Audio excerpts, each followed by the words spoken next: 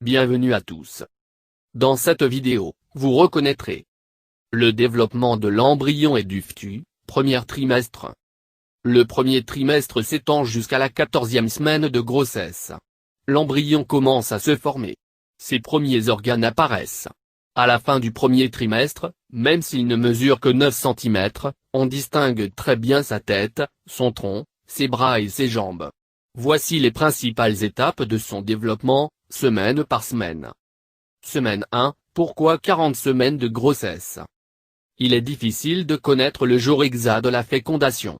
Pour évaluer la durée de la grossesse, les médecins utilisent le nombre de semaines sans menstruation, aménorrhée. Le calcul de la date d'accouchement commence donc au premier jour de la date de la dernière menstruation. Cette méthode de calcul ajoute 14 jours à la durée de la grossesse. Avec cette façon de calculer, vous n'êtes donc pas enceinte durant les 2 premières semaines. Semaine 2, l'ovulation. L'ovulation, c'est le moment où l'un des ovaires, gauche ou droit, expulse un ovule. En général, les femmes ovulent 14 jours avant leur menstruation, mais ce chiffre peut varier entre 11 et 18 jours selon la longueur du cycle menstruel. L'ovule expulsé descend le long de la trompe de Fallope, lieu de la fécondation. Il poursuit ensuite son chemin vers l'utérus. La durée de vie de l'ovule est de 12 heures à 24 heures. La période de fertilité dure donc à peu près 5 jours tous les mois, de 4 jours avant l'ovulation à 24 heures après celle-ci. Quant aux spermatozoïdes, ils peuvent vivre de 3 à 5 jours dans le corps de la femme. Semaine 3, la fécondation. Un spermatozoïde du père entre à l'intérieur de l'ovule de la mère. Il fusionne pour devenir un œuf composé d'une seule cellule. C'est la fécondation et le début réel de la grossesse. Cet œuf prendra plusieurs semaines pour se développer et devenir un bébé. Mais déjà, il contient tout le bagage génétique de l'enfant à venir, son sexe, la couleur de ses yeux, sa taille, la pigmentation de sa peau, etc. Tout ça, dans une petite sphère qui a la taille d'une tête d'épingle.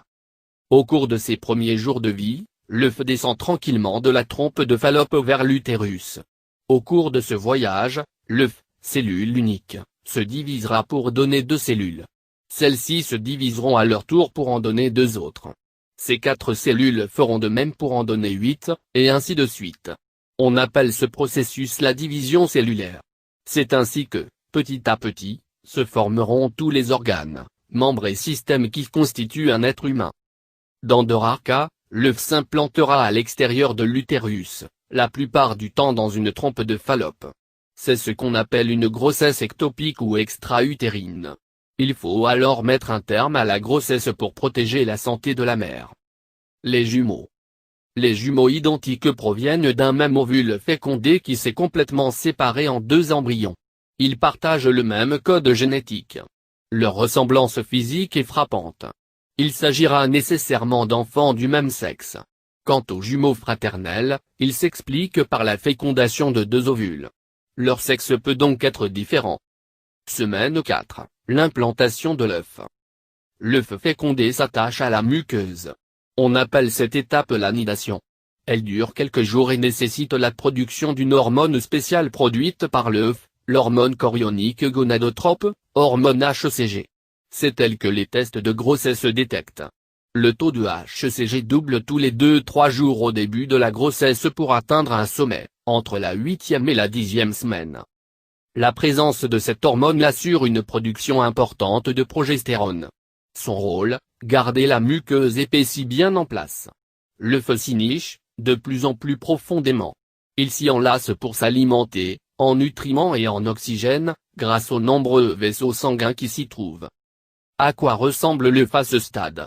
Sa taille est d'environ 1,5 mm. Il contient plusieurs cellules et a l'apparence bosselée d'une framboise. Il est formé de 2 couches, une partie intérieure qui formera l'embryon et une partie extérieure qui deviendra le placenta, l'enveloppe servant à protéger et à nourrir l'embryon. Mais déjà, le premier stade du système nerveux est en place. Le cœur a commencé à battre même si son développement n'est pas terminé. Semaine 5, le cordon ombilical. Au cours de cette semaine, l'embryon se déploie, il passe d'une forme ronde à une forme allongée. Il ressemble à petit hippocampe. Aidé par la circulation sanguine qui se met en place, l'embryon grandit beaucoup au cours de cette semaine. Il est maintenant visible à l'œil nu. Le cœur a commencé son premier stade de développement. Peu à peu, le visage se dessine, les yeux, le nez, la bouche, les oreilles. Les cellules se spécialisent. Elles s'organisent en 3 groupes. Chacun constituera des parties différentes du corps du bébé: la peau, les yeux, les oreilles et le système nerveux, ectoderme, les muscles, le squelette et les vaisseaux sanguins, mésoderme, le tube digestif, le pancréas et les poumons, endoderme. Le cordon ombilical relie maintenant l'embryon à la mère. Grâce à lui, l'embryon recevra des nutriments provenant de l'alimentation de sa mère et de l'oxygène. Le cordon permet aussi d'évacuer une partie de ses déchets. Niché dans la cavité utérine, l'embryon baigne dans le liquide amniotique. Semaine 6, le tube neural et les premiers battements du cœur. Au cours de cette semaine, soit 4 semaines depuis le moment de la fécondation, une partie importante de l'embryon sera complétée, le tube neural. Elle est importante, car tout le système nerveux se développe à partir de cette structure. Le cerveau, à l'une des extrémités du tube, de même que la moelle épinière et les nerfs. Les extrémités du tube se refermeront à la fin de cette semaine. La prise de suppléments d'acide folique avant et durant la grossesse sert entre autres à éviter des malformations lors de la formation du tube neural, comme le spina bifida. Le cœur de l'embryon bat. Lors d'une échographie, il est possible que l'on puisse voir les battements. Mais ce petit cœur est toujours en formation, il a l'air en fait d'une petite bosse. On le voit, très proéminent, à l'avant du corps de l'embryon. L'embryon ressemble à un haricot duquel émergeant de petits bourgeons qui éventuellement constitueront les bras et les jambes. Le cou se profile également. Le cristallin des yeux et l'oreille interne amorcent leur développement tout comme certains organes, les poumons, l'estomac, le foie et le pancréas. Semaine 7, le cerveau. Cette semaine, c'est le développement du cerveau qui prendra le pas sur tout le reste. Une première ébauche du cortex se profile avec le développement des 2 hémisphères, de l'écorce cérébrale et de la matière grise. La tête se forme peu à peu. L'arrière du cerveau devient plus large, ce qui amène l'embryon à incliner la tête vers l'avant. Sur son visage, on distingue maintenant les narines. Le sillon des gencives, où pousseront les dents de lait, est déjà formé. De chaque côté de la tête, on aperçoit 2 zones sombres, ce sont bien les yeux. C'est le pigment rétinien qui leur donne cette couleur. Les organes vitaux sont tous en développement. Toutefois, ils ne sont pas encore fonctionnels. À l'intérieur du cœur, on distingue maintenant les 4 cavités. Semaine 8, il commence à bouger. C'est autour des paupières et les oreilles externes, elles ont l'air de petites fossettes, d'amorcer leur développement. Toutefois, les premiers sens à s'éveiller chez l'embryon seront l'odorat et le goût. À cette étape, le nez et la lèvre supérieure sont déjà formés. Dès cette semaine, des récepteurs olfactifs apparaîtront. Au bout des membres, on voit de petits bourgeons. Ils formeront les doigts et les orteils. On distingue aussi l'emplacement des coudes et des genoux. L'embryon n'est plus statique, il bouge le tronc et les membres. Il se déplace à l'intérieur de l'utérus, mais on ne le sent pas. Plusieurs organes vitaux prennent forme, l'estomac, l'intestin, le pancréas et les reins apparaissent. Toutefois, ils ne sont pas encore fonctionnels. À la fin de cette semaine, l'embryon mesure de 11 à 14 mellifères. Semaine 9, les bras et les jambes. Durant cette semaine, les bras et les jambes s'allongent et les articulations, coudes et genoux, se précisent. On voit aussi les poignets et chevilles se dessiner. À l'intérieur, les muscles et les nerfs prennent forme. La tête a toujours une taille importante comparativement au reste du corps. Mais, elle s'arrondit progressivement et le cou se redresse. On discerne 2 zones sombres pour les yeux, ils sont pour le moment éloignés sur les côtés de la tête, 2 fossettes pour les oreilles et une seule ouverture pour le nez et la bouche. Sur le plan sensoriel, on retrouve maintenant des récepteurs du toucher, récepteurs tactiles, autour de la bouche de l'embryon. Au cours de cette semaine, les premières cellules gustatives se développeront également. Selon le sexe de l'enfant, les ovaires ou les testicules commencent à se former. Cependant, ce n'est qu'au cours du 3e mois de vie que les organes génitaux apparaîtront. Semaine 10, les articulations et les oreilles. L'embryon ressemble de plus en plus à un bébé. Ses membres ont continué à pousser, toutes les parties, y compris les articulations, sont bien visibles. Les orteils et les doigts sont bien définis. L'embryon peut maintenant faire toute une gamme de mouvements. Les paupières sont maintenant formées et protègent les yeux en formation. Les oreilles, externes, sont à présent très similaires aux vôtres. Cependant, elles sont toujours situées un peu bas sur la tête, près du cou. À cette étape de la grossesse, le rythme cardiaque de l'embryon est d'au moins 130 battements par minute, mais il peut aller jusqu'à 160 battements par minute. Il diminuera légèrement et progressivement au cours de la grossesse. Les battements du cœur peuvent être perçus à l'aide d'un Doppler, un appareil qui permet d'entendre le rythme cardiaque du bébé. Semaine 11, l'embryon fait place au fœtus.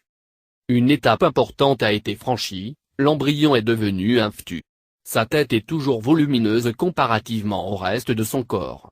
Sa croissance se fera maintenant plus lentement que celle du corps et elle continuera de s'arrondir. Le visage est maintenant facile à repérer. Les yeux ont migré des côtés vers l'avant du visage. Les paupières recouvrent maintenant les yeux. Les lèvres sont aussi bien définies et le fœtus peut ouvrir la bouche. Il boit même du liquide amniotique. Heureusement, ses reins et le système urinaire ont commencé à fonctionner. Il filtre le liquide avalé et le rejette, dans la vessie, sous forme d'urine. Dans la bouche et dans le nez, les premières structures cellulaires se sont transformées pour former les bourgeons du goût, papilles, et de l'odorat. Il en va de même pour les glandes salivaires. Et cette semaine, les cordes vocales amorceront aussi leur développement. Semaine 12, ses ongles commencent à pousser. Tous les organes et les systèmes vitaux sont maintenant partiellement formés. Les extrémités se peaufinent aussi, les ongles commencent leur développement. Jusqu'alors, une partie de l'intestin grêle, les anses intestinales, surplombait le cordon ombilical. Tout cela est maintenant bien entré, à l'intérieur du ventre du fœtus. Dans le cerveau, les cellules nerveuses se multiplient. Elles se relient entre elles en créant de nombreuses synapses. On observe déjà certains réflexes archaïques. Par exemple, le fœtus replie les doigts et les orteils si quelque chose touche la paume de sa main ou la plante de son pied. Le nouveau-né gardera ce réflexe quelque temps, puis il disparaîtra progressivement, tous comme les autres réflexes archaïques. Ces réflexes témoignent du bon développement neurologique du bébé. Le fœtus mesure maintenant 6 cm de la tête au coccyx et il pèse environ 14 grammes. Tout l'utérus est maintenant occupé par le sac amniotique, idéal pour votre première échographie. À la fin de cette semaine, le risque de faire une fausse couche chute considérablement. Si ce n'est pas déjà fait, vous pouvez commencer à annoncer la bonne nouvelle autour de vous. Le liquide amniotique. Tout au long de la grossesse, le bébé baigne dans un liquide appelé liquide amniotique. Ce liquide est vital. Il est entouré d'une fine membrane qui crée une véritable poche fermée dans l'utérus.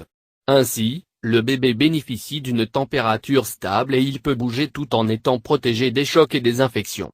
Le liquide amniotique lui apporte aussi de l'eau et certaines substances nutritives.